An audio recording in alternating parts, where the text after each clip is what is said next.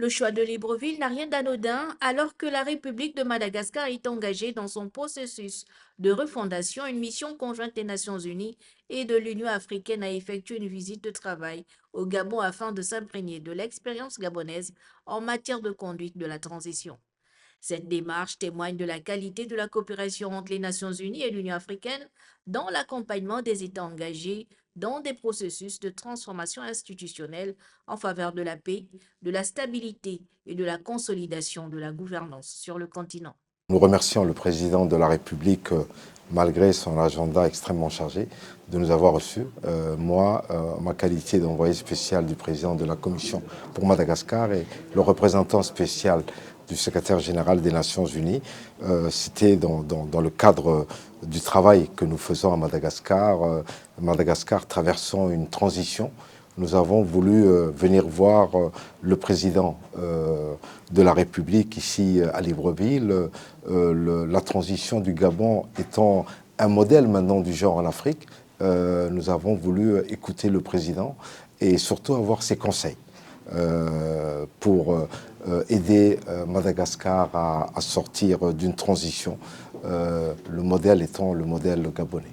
Au cours des échanges, le président de la République, Brice Clotaire Oligui Nguema, a partagé les principaux enseignements de la transition gabonaise.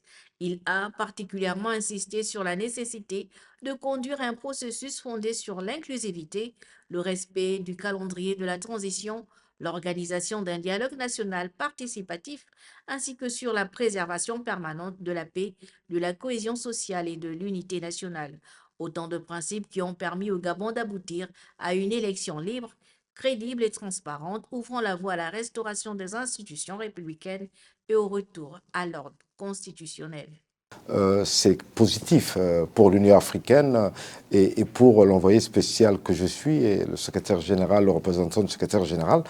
C'est en cela aussi que nous avons discuté des conseils que le président Oligui peut prodiguer à son frère dans une transition apaisée qui permettra de sortir d'ici décembre 2027 et qui déboucheront sur une élection que nous espérons inclusive. À Madagascar, le processus de refondation engagé sous la conduite du président, le colonel Michael Randrianirina, prévoit notamment une réforme constitutionnelle, un dialogue national inclusif et l'organisation d'échéances électorales destinées à consacrer un retour durable à l'ordre constitutionnel.